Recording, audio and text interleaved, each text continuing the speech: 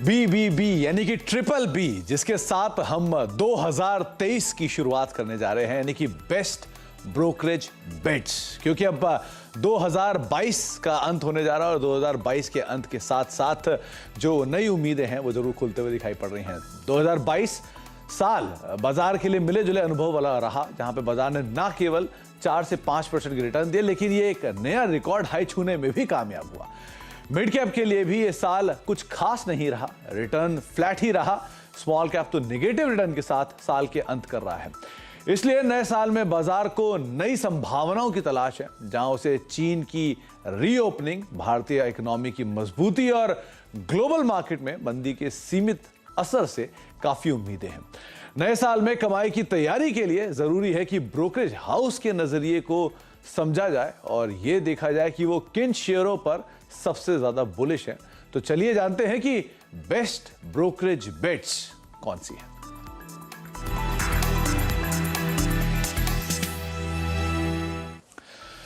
तो आप इसे बिग ब्रोकरेज बेट्स मान लीजिए, बेस्ट ब्रोकरेज बेट्स मान लीजिए, लेकिन तरीका या फिर कोशिश यही है कि आपको ज्यादा से ज्यादा बेहतरीन कॉल्स दी जाए और इस साल की शुरुआत में वो शेयर्स बताए जाए जो कि अगले साल शायद परफॉर्म करते हुए दिखाई पड़े, और जानकार क्या मान रहे हैं कि किन शेयरों पर आप at least medium to long term के लिए बेट कर सकते हैं।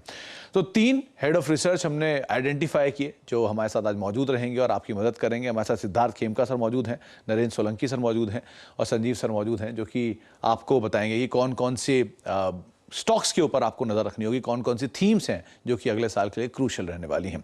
पहले तो आप तीनों को नमस्कार और बहुत बहुत स्वागत है आपका कार्यक्रम में, और बहुत बहुत शुक्रिया आज के दिन जब बिजी शेड्यूल है उस पर अपना समय दिया आपने और हमसे बातचीत कर रहे हैं। तो सबसे पहले तो सिद्धार्थ सर, सबसे मैं शुरुआत आप ही से ही करूंगा।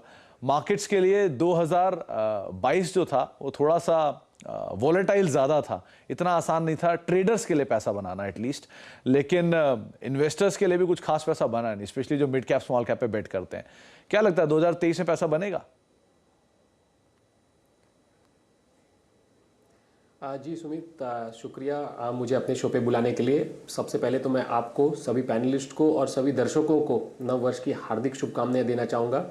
2022 जैसा आपने कहा, ट्रेडर्स के लिए तो मुश्किल था ही, इन्वेस्टर्स के लिए भी उतना ही मुश्किल था, क्योंकि बहुत सारे ग्लोबल इवेंट्स ऊपर नीचे मार्केट को लेके गए। वोलेटिलिटी काफ़ी बढ़ी। हमने देखा कि स्टार्ट ऑफ द ईयर में एक ग्लोबल वॉर एक हुआ रशिया यूक्रेन में, फिर central banks across the world एक मॉनेटरी टाइटनिंग पॉलिसी जहाँ पे रेट हाइक्स करने स्टार्ट किया, जिसके वजह से भी बहुत ग्लोबल मार्केट्स, इक्विटी मार्केट्स को इम्पैक्ट आया।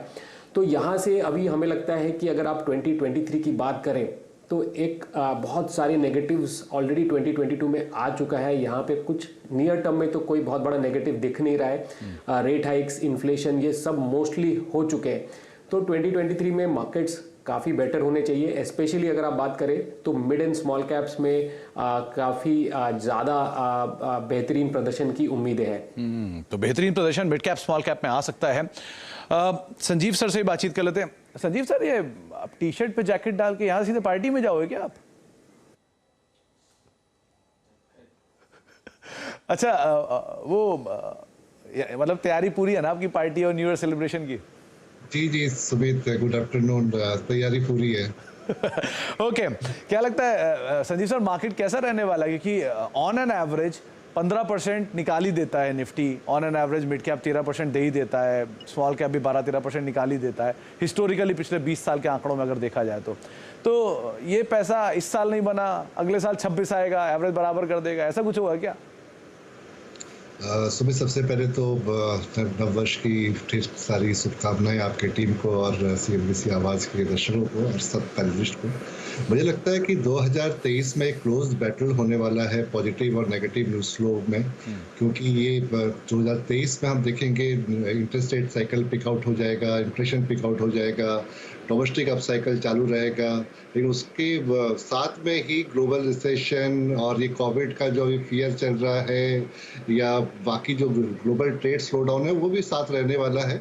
और latter part of the year में फिर जो इलेक्शन आएगा 2024 के, उसके में मैं भी थोड़ा सा ये वोलेटिलिटी क्रिएट करेगा। लेकिन मैं सिद्धार्थ जी के साथ पूरी सहमत हूँ कि स्मॉल कैप और मिड कैप में जहाँ वहाँ पे मैजिक देखने को मिलेगा, तो क्वालिटी स्टॉक मुझे लग रहा है कि वहाँ पे ही सबसे ज़्यादा आउट परफॉर्मेंस करने वाले हैं 2023 में। नरेंद्र सर, क्योंकि ये जो भी बात हो रही है उसमें एक बड़ा चैलेंज ये भी है कि 10 राज्यों के चुनाव भी आपको मिलने वाले हैं अगले साल के लिए। आपको रिसेशनरी बातचीत भी है मार्केट्स के अंदर, इंटरेस्ट रेट सिनेरियो भी हायर साइड पर है, वॉर कुछ हद तक शायद खत्म भी हो जाए या नॉन इवेंट रह जाए। इस तरह की चीजों के साथ आपका व्यू 2023 के लिए? जी हाँ सुमित जी, सबसे पहले हैप्पी न्यू ईयर सारे व्यूअर्स को और आपकी टीम को। जी, हमारा व्यू इसमें ये है कि इनिशियली जो साल का जो पहला क्वार्टर होगा उसमें थोड़ी बहुत जैसा भी मार्केट है मिक्स्ड टाइप का वो रह सकता है। हालांकि जो मेजर इम्प्रूवमेंट हमको दिखेगा वो सेकंड हाफ ईयर ज्यादा बेटर होने की उम्मीद है। और जितने भी जो मेजर अभी के जो कंसर्न्स हैं वो वहां तक फेड आउट ऑलमोस्ट हो जाएंगे और मार्केट को एक विजिबिलिटी पॉइंट ऑफ व्यू से भी मिल जाएगा विजिबिलिटी की आगे कैसा होने वाला है, बहुत इन्फ्लेशन फ्रंट पे भी और जो जियोपॉलिटिकल कंसर्न्स हैं उस पे और कोविड से रिलेटेड जितने भी कंसर्न्स अभी आए हैं, हालांकि फिलहाल तो अबेट हो गए हैं लेकिन वो सेकंड हाफ तक बहुत ज्यादा क्लियर हो जाएगा। और जहां तक प्राइसिंग की बात है तो डेफिनेटली मिड कैप और स्मॉल कैप में काफी वैल्यू इमर्ज होके आई है। जिस हिसाब की हमने पीई पे डी रेटिंग देखी इस साल, उस हिसाब से काफी सारे पॉकेट्स ऐसे निकल रहे हैं जहां पे वैल्यू इमर्ज हो रही है। तो definitely mid cap small cap out perform करेंगे लार्ज कैप पीयर्स। तो मिड कैप स्मॉल कैप के आउट परफॉर्मेंस की उम्मीद लग रही है। फ्रंट लाइन कंपैरिजन में शायद यहां पर कुछ ज्यादा ही मूव आता हुआ दिखाई पड़े। अच्छा, अब कुछ शुरुआत करते हैं टॉप पिक्स की। तो कोशिश करेंगे एक लार्ज कैप, एक मिड कैप, एक स्मॉल कैप पिक लेने की। और सबसे पहले शुरुआत करते हैं सिद्धार्थ सर से। सिद्धार्थ सर, कोई लार्ज कैप जो आप बेट करेंगे 2023 के लिए? जी सुमित, आपने जैसे हाईलाइट किया था कि बहुत सारे स्टेट इलेक्शंस आने वाले हैं और उसके बाद जो सबसे बड़ा जो महा इलेक्शन है, जनरल इलेक्शन 2024 में मार्च में आएगा, उसको देखते हुए हमें लगता है कि सीमेंट एक क्षेत्र है जहां काफ़ी इंटरेस्ट रहेगा बिकॉज गवर्नमेंट का फोकस इंफ्रास्ट्रक्चर हाउसिंग डेवलपमेंट पे रहेगा। रिसेंट स्टेट इलेक्शन में भी देखा गुजरात में कि एनडीए का की जो डेवलपमेंट एजेंडा वो इंफ्रास्ट्रक्चर की तरफ था। तो एक सीमेंट क्षेत्र में ओवरऑल इंडिया में हमें डिमांड इंप्रूवमेंट, प्राइसिंग इंप्रूवमेंट का एक्सपेक्टेशन है, जिसमें सबसे बड़ा जो प्लेयर है वो है अल्ट्राटेक। तो हमारा जो सबसे पहला पिक है लार्ज कैप स्पेस में वो है अल्ट्राटेक। कंपनी अपनी कैपेसिटी काफ़ी इंक्रीज कर रही है। जो उनका ग्राइंडिंग कैपेसिटी है वो 131 million turns per annum FY 23 तक में हो जाएगा, जो इस साल के फाइनेंशियल ईयर के एंड तक। और FY 25-26 तक का उनका एक्सपेक्टेशन है, प्लान है 154 मिलियन टन्स पर एनम का कैपेसिटी बढ़ाने का। तो इसको लेकर हमें लगता है कि ओवरऑल सीमेंट स्पेस में अल्ट्राटेक काफ़ी पॉजिटिव रहेगा। इंडस्ट्री डायनामिक्स काफ़ी सपोर्टिव है, तो ये बाय कर सकते हैं। 1 ईयर टारगेट प्राइस जो हमारा है वो है 7990 का। करीब करीब 8000 के टारगेट। देश की सबसे बड़ी सीमेंट कंपनी, 130 मिलियन टन की कैपेसिटी। और इंटरेस्टिंग पार्ट ये है कि चाइना के बाद इंटीग्रेटेड स्टील में, इंटीग्रेटेड सीमेंट में सबसे बड़ी कंपनी पूरे वर्ल्ड में अगर कोई है तो वो है अल्ट्राटेक, जिसके ऊपर आप नजर बना के रख सकते हैं। संजीव सर, आपकी तरफ से कोई लार्ज कैप बेट? जी, 2023 के लिए हमारा जो थीम हमने लिया है वो है कैपेक्स, क्रेडिट और कंजम्पशन। तो उसी थीम से एक बैंकिंग स्टॉक है एक्सिस बैंक। एक्सिस बैंक अभी देख रहे हैं स्ट्रॉन्गर फ्रेंचाइजी की तरह से उभर रहा है और जिस तरह की कंसिस्टेंटली ये क्वार्टर परफॉर्म कर रहा है, मुझे लगता है कि ये कंटिन्यू रहेगा आने वाले सालों में भी। कैसा में इम्प्रूवमेंट हो रहा है, मार्केट शेयर गेन हो रहा है और उसका जो रिटर्न रेशियो है वो भी इम्प्रूव हो रहा है, तो और इम्प्रूव हो सकता है। और वैल्यूएशन की बात करूं, वहाँ पे मुझे लग रहा है कि अभी भी मिसमैच है। तो ICICI बैंक से 30% डिस्काउंट में चल रहा है और 1.7 टाइम्स और 1.4 टाइम्स FY 24 और 25 के बुक वैल्यू पे चल रहा है। तो री रेटिंग के बहुत सारे ट्रिगर है, कैटलिस्ट हैं। तो यहाँ पे बाय की सलाह रहेगी with a target price of 1140। 1140 का टारगेट और बाय साइड की राय आपके लिए एक्सिस बैंक के लिए रखी गई है। वो संजीव सर, पार्टी वालों के फोन आने लग गए क्या अभी? सही। अच्छा, नरेंद्र सर, आपकी तरफ से लार्ज कैप बेट कौन सा रहेगा? जी, हमारा जो लार्ज कैप बेट है वो देश की सबसे बड़ी फिनटेक कंपनी लिस्टेड है और वो एनबीएफसी स्पेस में है। हमारा पॉजिटिव रुझान बैंक्स और एनबीएफसी दोनों में है। बैंक्स में हालांकि परफॉर्मेंस आ चुकी है इस ईयर और वो कंटिन्यू रहने वाली है। और एनबीएफसी जो इतना कंट्रीब्यूट नहीं कर पा रहा था, वो हमारा एक्सपेक्टेशन है कि वो अब करेगा कंट्रीब्यूट। हमारा इसमें जो पिक है वो बजाज फाइनेंस है, और इसमें जो हमारा प्ले है वो है कंजम्पशन का, और not only in big cities but जो नेक्स्ट बड़ा कंजम्पशन वेव आएगा वो टियर 2 और टियर 3 सिटीज में आएगा। और नेक्स्ट जो FY25 तक हमारा एक्सपेक्टेशन है कि 28% का CAGR ये कंपनी ग्रोथ करके लाएगी। और जो कंपनी की बैलेंस शीट की बात करें तो इसकी प्रॉफिटेबिलिटी और नेट इंटरेस्ट मार्जिन की बात करें तो इंडस्ट्री में लीड करती है ये कंपनी। और हमारा इसमें टारगेट प्राइस है 8,959 का। करीब करीब 56% पिछले 12 साल में एवरेज रिटर्न देने वाली कंपनी बजाज फाइनेंस, जिसके ऊपर आप दांव लगा सकते हैं। नरेंद्र सर की तरफ से लार्ज कैप पिक है। सिद्धार्थ सर, आपकी तरफ से मिड कैप पिक। जी सुमित, जो मेरा मिड कैप पिक है वो मेक इन इंडिया थीम को लेकर है। तो मेरा जो स्टॉक है वो है Bharat forge. Company auto ancillary company तो है ही, साथ में न्यूअर एज बिजनेसेस जो ईवीज में भी काफ़ी उनका डेवलपमेंट हो रहा है। नए प्रोडक्ट्स अगले 12 से 18 महीनों में लॉन्च होने के प्लान्स है। और देखिए अगर तो डिफेंस जो एक थीम बहुत ही उभर के निकला है साल के एंड में, जो पूरे 2022 में हमने देखा, वहाँ पर भी कंपनी एक काफ़ी स्ट्रॉन्ग मजबूत प्लेयर है। तो उन्होंने अभी रिसेंटली अपना एक विजन प्रेजेंट किया था, जहाँ पे उन्होंने कहा है कि जो न्यूअर बिजनेसेस है that will become much bigger and larger for them. तो हमें लगता है कि डिफेंस के लिए कंपनी पूरी रेडी है टेक ऑफ करने के लिए। उनका एक जो विजन 2030 के बियॉन्ड है, जहाँ पे न्यूअर ऑल्टरनेट सेगमेंट्स है, जो हाई ग्रोथ सेगमेंट्स है, वहाँ एंट्री करेंगे। तो हमारा अनुमान है कि अगले 2 साल में तो एटलीस्ट एक स्टेडी ग्रोथ रहेगा, रेवेन्यू का 14%, प्रॉफिट का 24%। बट जैसा मैंने कह रहा हूँ कि ओवरऑल जो है मेक इन इंडिया वो बहुत बड़ा सपोर्ट होगा भारत फौज को कोर बिजनेसेस में, ईवीज में पेनिट्रेशन का और डिफेंस का। तो ऑटो एंसिलरी, ऑटो, साथ साथ डिफेंस, एरोस्पेस की एक बड़ी प्लेयर आपके स्क्रीन पर भारत फौज 985 के टारगेट्स के लिए मिड कैप बेट अगर आप चाह रहे हैं तो इसको आप देख सकते हैं। संजीव सर, आपकी तरफ से मिड कैप बेट। यहाँ पे मेरा मिड कैप बेट रहेगा होटल इंडस्ट्री से, और लेमन ट्री होटल। कंपनी बहुत एग्रेसिवली अपना एक्सपांड कर रही है, और हमारे एस्टिमेट के हिसाब से बाय 2025 इन्वेंट्री, जो रूम इन्वेंट्री रहेगा, ऑलमोस्ट 11,000 के पास रहेगा रूम्स में, और 11-15 रूम होटल एडिशन है बाय 2025। और ये अगर देखें तो जो अपसाइकिल में है, ये लेमन इंडस्ट्री अभी भी बहुत डिस्काउंट में ट्रेड कर रही है, जो कि इंडियन होटल से हैं। और इसका जो रेवेन्यू और EBITDA कैगर है ऑलमोस्ट 45% और 74% होने वाले हैं FY22 से 25 में। और क्योंकि ये डिस्काउंट में चल रहा है इंडियन होटल्स को, और अभी सिर्फ 9.6 टाइम EV to EBITDA चल रहा है FY25 में, यहाँ पे भी री रेटिंग ट्रिगर बहुत हो सकता है। तो यहाँ पे ऑलमोस्ट हमारा टारगेट जो अभी है 83 का टारगेट है। 83 रुपए के टारगेट के लिए आप लेमन ट्री पे नजर रखेंगे। वैसे भी ये G20 समिट से पहले इस पूरे सेक्टर के ऊपर एक बड़ी बज की उम्मीद आप लगाकर चल भी सकते हैं। नरेंद्र सर, आपकी तरफ से मिड कैप बेट। जो हमारा मिड कैप बेट स्पेशलिटी केमिकल सेगमेंट से है। इस साल ये स्पेस परफॉर्म नहीं कर पाया है, और फिलहाल जिस वैल्यूएशन पे बहुत सारे स्टॉक्स ट्रेड कर रहे हैं वो काफी अट्रैक्टिव है। इसमें जो हमारा बेस्ट पिक है वो है गुजरात फ्लोरोकेमिकल्स लिमिटेड। टारगेट हमारा है 3,910 रुपीज का। और ये कंपनी जिस सेगमेंट में बिजनेस करती है वो काफी हाई एंट्री बैरियर का सेगमेंट है। और जहां तक फ्लोरोकेमिकल्स की बात है तो कंपनी वैल्यू एडेड प्रोडक्ट्स में बहुत तेजी से केपेक्स करके नई कैपेसिटीज और नए प्रोडक्ट्स ऐड कर रही हैं।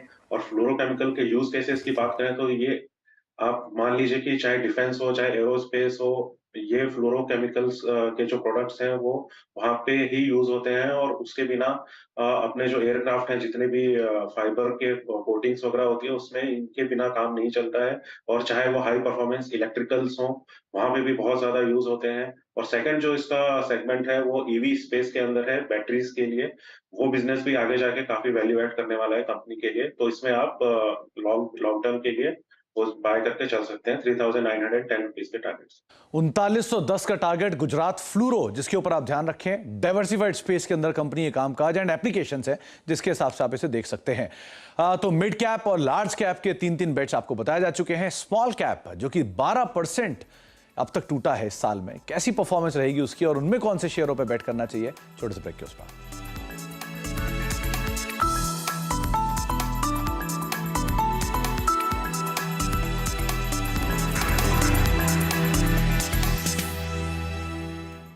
Only Steel presents Majboot Stocks of the Day.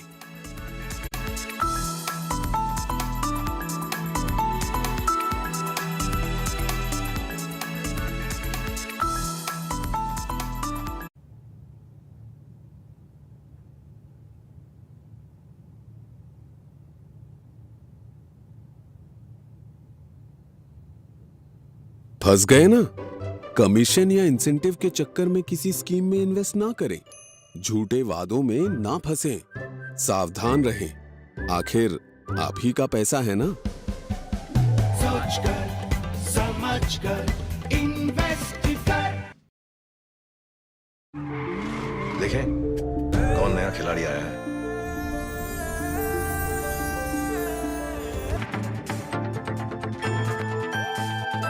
हालांकि नोटबंदी के बाद ये माना जा रहा था कैश में लेन देन कम हो जाएगा, डिजिटल ट्रांजैक्शन ज़्यादा बढ़ेगा, लेकिन जिस तरीके से अर्थव्यवस्था की रफ्तार बढ़ती गई, कैश में लेन देन भी बढ़ता गया और 6 साल में करीब 2 गुना हो गया है और जो 32 लाख करोड़ रुपए के आसपास पहुंच चुका है कैश सर्कुलेशन। तो कैश सर्कुलेशन जब बढ़ रहा है तो ये जानना बेहद ज़रूरी है किन किन हालात में आप कैश में लेन देन कर सकते हैं। कोहली साहब, किन किन हालात में हम लेन देन कर सकते हैं और किन किन हालात में पाबंदी है? बिल्कुल, देखिए यूँ तो 32 लाख करोड़ का कैश इन सर्कुलेशन इस समय अर्थव्यवस्था में है और बहुत नामों से वो एक हाथ से दूसरे हाथ में जाता है। और हम जिन 2 सेक्शंस पे आज ध्यान देना चाह रहे थे उसका नाम है सेक्शन 269SS और 269T। और इन सेक्शंस के अंतर्गत लक्ष्मण पेनल्टी लगती है। अच्छा। अगर आप कैश 20,000 से ऊपर कैश लेन देन करते हैं तो पेनल्टी लगती है। होता क्या है कि आपने किसी को लोन दे दिया, किसी ने पैसा मांगा, भाई मुझे 40,000 रुपये चाहिए, आपने कैश निकाला घर से दे दिया, या आपने किसी के पास जमा कर दिया, ये मेरा रख लीजिए, ये मेरा डिपॉजिट समझ के रख लीजिए, जब जरूरत होगी आपसे ले लूंगा, वगैरह वगैरह। तो इनके ऊपर रिस्ट्रिक्शन है आयकर में। अब हम कुछ ऐसे हालात बताते हैं जहां पर ये रिस्ट्रिक्शन लागू नहीं होती, क्योंकि जिन लोगों को ये पता है वो इसको सारे ट्रांजैक्शंस के लिए समझ लेते हैं। ऐसा नहीं है, ऐसा नहीं है, सबके लिए नहीं है। कुछ और छूट है। और कुछ लोग जो नहीं जानते हैं वो कुछ ऐसी जगह कर देते हैं जहां नहीं करना चाहिए, तो इसलिए हम वो बता देते हैं जहां पर आप कर सकते हैं, तो इसके अलावा बाकी आप नहीं कर सकते। तो सबसे पहले एक पार्टनरशिप फर्म होती है जिसमें अक्सर देखा जाता है 2 या 3 या 4 पार्टनर हैं।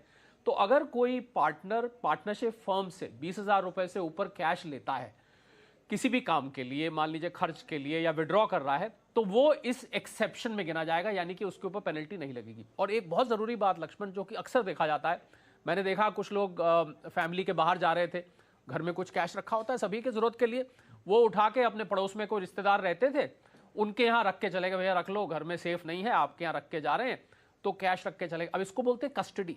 तो अगर आप किसी की कस्टडी में, रिश्तेदार की कस्टडी में कैश रख के जा रहे हैं, तो यहां पर ये 269SS और T की पेनल्टी नहीं लगेगी। इन दोनों हालात में आपको चिंता करने की जरूरत है। बिल्कुल, इन दोनों हालात में चिंता करने की लेकिन आपने जब रिश्तेदार की बात की तो मुझे ध्यान आया कि कई बार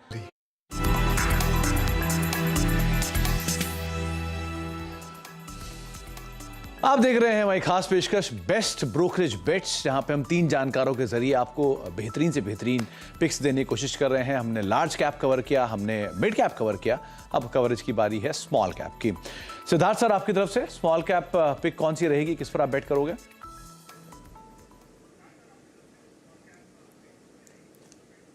जी सुमित, पहले तो हमने अपना जो थीम था केपेक्स थीम और मेक इन इंडिया थीम जो 2023 के लिए था वो दिखाया। अब स्मॉल कैप में जो थीम हम प्ले कर रहे हैं वो है कंजम्पशन का। तो हमारा जो पिक है वो है Westlife Foodworld. Company ने हाल में अपना 5 ईयर विजन प्रेजेंट किया था, जहां पे कंपनी टारगेट कर रही है अपने रेवेन्यूज को ऑलमोस्ट डबल करने के लिए 4 से 4,500 करोड़ का रेवेन्यू लेकर आने का। और जो ये अचीव करने का टारगेट है वो अपने स्टोर एक्सपेंशन को लेकर करने की उनकी प्लानिंग है, जो अगले 5 सालों में 250 से 300 नए स्टोर्स खोलने का टारगेट है। मार्जिन्स में भी इंप्रूवमेंट करने का कंपनी का एक्सपेक्टेशन है, जिसको देखकर हमें लगता है कि जो QSR जो एक स्पेस है जहाँ पे जो बहुत अपॉर्चुनिटीज़ है उसको कैप्चर करने के लिए वेस्ट लाइफ परफेक्टली प्लानिंग और सूटेड है। तो ये एक हमारा स्टॉक रहेगा स्मॉल कैप स्पेस में, वेस्ट लाइफ फूड वर्क्स, जो कि मैकडोनल्ड स्टोर चलाते हैं वेस्ट और साउथ इंडिया में। हमारा 1 साल का टारगेट है 950 का। तो मैकडोनल्ड की इंडियन फ्रेंचाइजी जो ओन करते हैं वेस्ट लाइफ फूड्स, इसको आप 950 रुपए के टारगेट्स के लिए बेट कर सकते हैं स्मॉल कैप स्पेस में। संजीव सर, आपकी तरफ से स्मॉल कैप स्पेस में कौन सा नाम है? जी सुमित, पहले तो माफी चाहूंगा, 11 होटल का जो टारगेट है वो 108 है, करंट मार्केट प्राइस 85 था। ओके। और जहाँ तक स्मॉल कैप में रिकमेंडेशन का है वो मोल्टेक पैकेजिंग है, लीडर है पैकेजिंग स्पेस में, और जिस तरह से एग्रेसिव 250 ऑड करोड़ का कैपेक्स प्लान है इनका आने वाले 2 सालों में, तो उनका जो कैपेसिटी है वो ऑलमोस्ट 56% से इंक्रीज हो जा रहा है। और जितने भी इंडस्ट्री को कैटर करते हो, पेंट्स हो, ल्यूब्स हो, एफएमसीजी, फूड, फार्मा, सभी ग्रो कर रहे हैं। तो मुझे लग रहा है यहाँ पे जो बिजनेस विजिबिलिटी है बहुत हाई है। हम लोग ऑलमोस्ट 30% का कैगर एक्सपेक्ट कर रहे हैं FY 22 से 25 में ये कंपनी में, और रिटर्न रेशियो तो अभी 20-25% ऑलरेडी है। और वैल्यूएशन की बात करें तो 21 टाइम्स ट्रेड कर रहा है FY 25 पे। बैलेंस शीट बहुत ही स्ट्रांग है, लो डेट टू इक्विटी है, तो यहाँ पे भी लगता है कि अच्छा रीरेटिंग हो सकता है। और यहाँ पे टारगेट प्राइस होगा मेरा 1174। तो मोल्टेक पैकेजिंग के ऊपर आप नजर रखिए, शानदार नंबर्स पोस्ट किए थे कंपनी ने, और वो जो ग्रोथ ट्रेजेक्ट्री है वो शायद कैरी फॉरवर्ड हो सकती है। 1174 रुपए के टारगेट्स के लिए आप इसके ऊपर बेट कर सकते हैं। और नरेंद्र सर, आपकी तरफ से स्मॉल कैप स्टॉक? जी, हमारा जो स्मॉल कैप स्टॉक है वो है मेक इन इंडिया थीम के ऊपर, और गवर्नमेंट ने जो PLI स्कीम्स इलेक्ट्रॉनिक्स के अंदर लेके आई है, और जिस हिसाब से हमारा इलेक्ट्रॉनिक इंपोर्ट सब्स्टिट्यूशन का प्रोग्राम आगे जाके होने वाला है नेक्स्ट 2-3 इयर्स में, उसमें ये जो कंपनी है ये काफी बड़ी बेनिफिशियरी साबित हो सकती है। कंपनी का नाम है सिरमा SGS टेक्नोलॉजीज लिमिटेड। इसमें हमारा टारगेट है 364 का, और जो कंपनी हम एक्सपेक्ट करते हैं कि कंपनी 30% प्लस CAGR क्लॉक कर सकती है FY 26 तक। और जितने भी सेगमेंट्स हैं, चाहे वो अपना IT हो, ऑटोमोटिव हो, कंज्यूमर हो, टेलीकॉम हो, रेलवेज हो, इसमें ऑलरेडी कंपनीज अपने प्रोडक्ट्स सप्लाई करती है। और जैसे जैसे इन हाउस इंपोर्ट सब्स्टिट्यूशन और कंजम्पशन बढ़ेगा तो कंपनी का बिजनेस की ग्रोथ की संभावनाएं काफी अच्छी हैं। तो इसमें आप सिरमा SGS टेक्नोलॉजीज में बने रह सकते हैं अपने लॉन्ग टर्म के साथ। तो लंबी अवधि के लिए आप सिरमा SGS, हाल की ही लिस्टिंग है, 364 रुपए के टारगेट्स के लिए आप इसे देख सकते हैं, और एक अच्छी ग्रोथ की उम्मीद यहां पर नरेंद्र सर लगा रहे हैं स्टॉक के अंदर। एक एक करके तीनों ही स्टॉक का, या तीनों ही जो बेट्स हैं उनका एक रैप आपके सामने आता हुआ दिखाई पड़ेगा, कौन कौन से स्टॉक्स के ऊपर हमने बेट किया है लार्ज कैप के लिए। तो तीनों जानकार मान रहे हैं कि लार्ज कैप में आप बजाज फाइनेंस पे दांव लगा सकते हैं, अल्ट्राटेक सीमेंट पे दांव लगा सकते हैं, और एक्सिस बैंक पे दांव लगा सकते हैं। अगर आप लार्ज कैप ढूंढ रहे हैं, तो आप मिड कैप ढूंढ रहे हैं तो आपकी स्क्रीन पर 3 नाम, गुजरात फ्लोरो, भारत फोर्ज और लेमन ट्री होटल, जिनके ऊपर आप बेट कर सकते हैं। और अगर आप स्मॉल कैप ढूंढ रहे हैं तो आपकी स्क्रीन पर 3 नाम, सिरमा SGS, वेस्टलाइफ फूड और मोल्टेक पैकेजिंग, जिनके ऊपर आप बेट कर रहे हैं। आप तीनों का बहुत बहुत शुक्रिया हमारे साथ मौजूद रहने के लिए, हमसे बातचीत करने के लिए, और आपको, आपके परिवार को, आपकी पूरी टीम को CNBC आवाज़ परिवार की तरफ से बहुत बहुत शुभकामनाएं आने वाले साल के लिए। तो बाजार को लेकर सभी जानकार बुलिश, और लगता है कि मिड कैप स्मॉल कैप थोड़ा सा आउट परफॉर्म कर सकता है, लेकिन बेट्स कहां पर करनी है, कौन से क्वालिटी स्टॉक पे रहना है, उसको जरा आप ध्यान संभल कर ही चयन करिएगा। इसी के साथ हमारी इस खास पेशकश में इतना ही, लेकिन अगले साल के लिए स्वस्थ रहें, मस्त रहें। नमस्कार।